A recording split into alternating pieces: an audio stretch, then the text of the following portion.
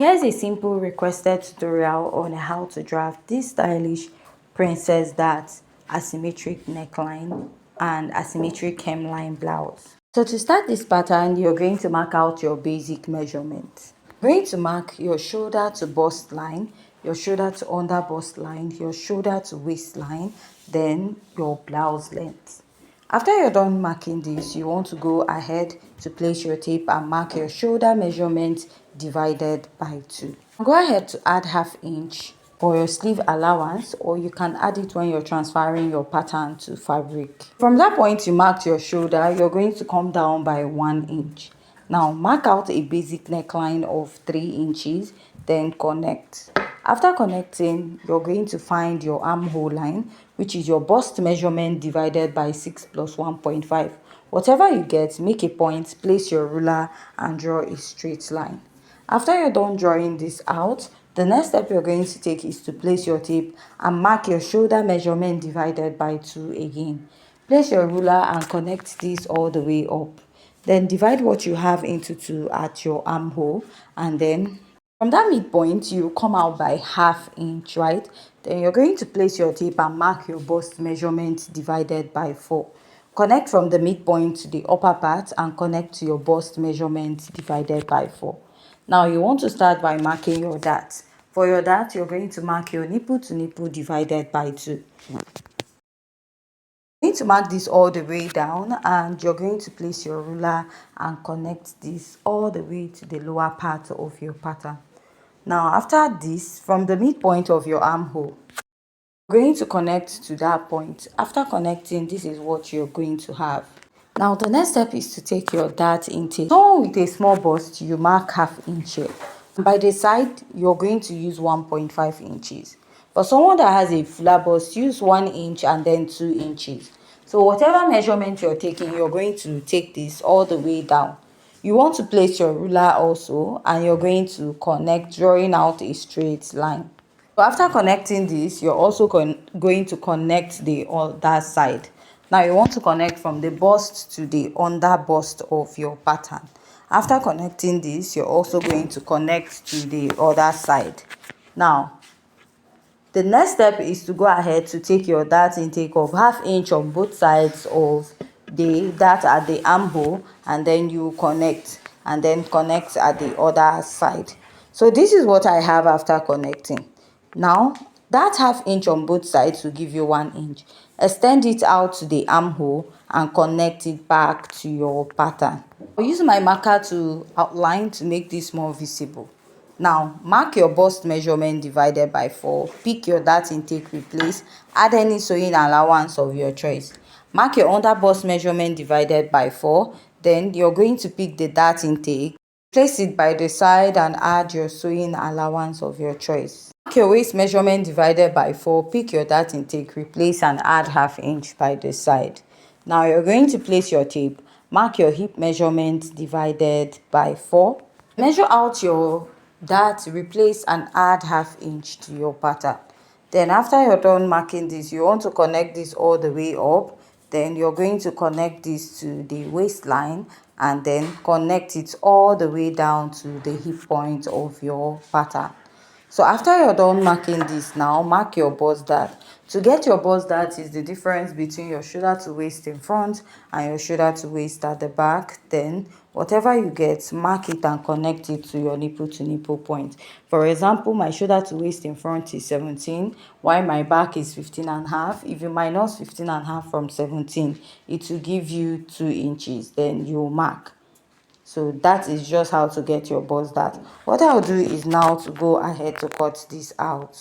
So the next step is to go ahead to transfer my pattern to the other side. That is to redraft what I have here at the other side. So after doing that, this is what I have.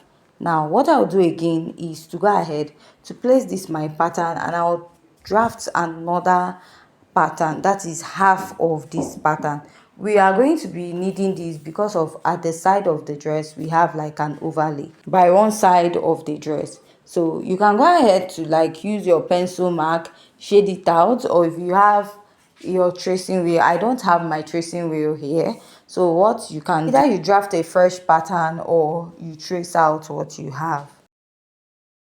I'll go ahead to open up what I have and we'll start altering the neckline. You can use 3 inches or 3.5 for the neckline. So for the depth, I'm using about 7 inches.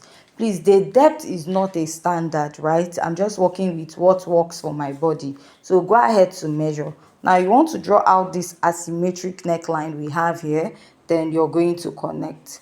After connecting, I'm now going to connect this all the way down. Now from this part, from your waistline, measure out how low you want here to connect to the other side. So what I'll do now is to connect this all the way to the side. So you can come down by 4 inches, 3.5 from your waistline, then connect, or go ahead to take your measurement. Now I extended this out a bit by 1 inch to get the effect we have on the side of the dress. So from here now, what I'll do is to come up by 1.5 inches from my blouse length, right? Then I'm going to go ahead. You can use 1.5 or 2 inches. So I'll start connecting this to the side. So blend this out and then go ahead to draw out the asymmetric shape you have here. Now, when you're drafting this dress, you need the picture of the dress closer so that you know what you're working on. Now, I will now connect this here. One thing with this dress is that it is overlapping each other. So we are still going to use that second pattern we'll cut out to cut out the overlapping areas of this dress. This is very important. If you have a tracing wheel, it will make it easier for you. You can just go ahead to trace out your pattern. So from one side it is overlapping, so we are going to use this to make up for that part that is overlapping.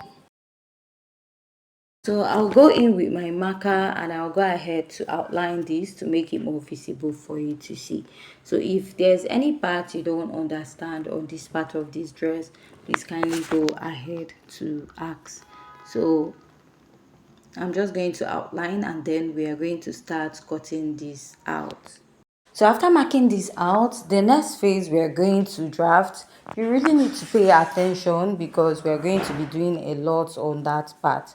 So I added another pattern paper underneath it. Starting from the midpoint of this pattern, you make sure that it aligns. Then you're going to go ahead to pin it down. Make sure that we have drafted a princess bustier pattern, half of it already. You want to make sure it aligns with the middle. That is, the middle of the one on top aligns with the middle of the one underneath it, right? So after you're done doing this, we are now going to mark out the areas we need. Now this is not the only method for doing this. If you have a tracing wheel around, this will definitely be easy. So let's say now you're using your tracing wheel, you want to go ahead to trace out the neckline area and then trace out this part. You see this part I'm marking out with my pencil? That is the part you need to trace out with your tracing wheel, because we are going to now take it to attach to the other side of the dress. So this is what we have here. Now we are going to go ahead to cut this out. So if you do this, I'm just trying to show you the marks, but it's not really that visible. So what I'll do now is to use my pencil and mark it out. So that's why I said if you're using a tracing wheel, you're going to see dot lines on the pattern. But if you're not using tracing wheel, you can just see the marks and then you just follow it up and trace. I'm just using my pencil just in case you don't have a tracing wheel, because if I use a tracing wheel and you don't have that, you might be confused what I'm trying to do here. So what I'll do now is to cut out. Now when you cut this out, I'll be explaining how you're going to be joining this pattern together. So let's just go ahead to cut this out. Now we'll be keeping this aside. Now this is the side that will be joining the other side. Now we're also going to overlap this other side, right? This pattern, this side will meet this other side. I will go ahead to label it and you're going to understand. Here is A1, A2 and A3. That is the part you're joining together. Then Then we now have B1 and this is B2. So this is the side you're joining together. So you want to label your pattern so that you don't get confused. So all this one now we have A on it. You're going to join it as one piece. Why the other side we have B is going to be one piece. Then you are now going to place the B part on top of the A part, creating that overlap we have at the front part of the dress.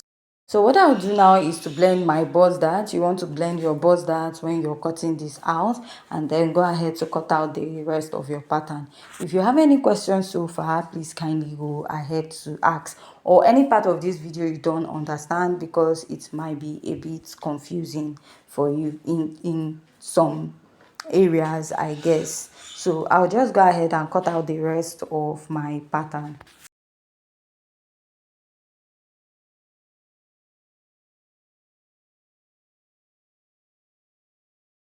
So after cutting this part out now, we are going to I'm going to show you what you're going to do. So you're going to join this as one piece. Now let's work on the B part of this dress.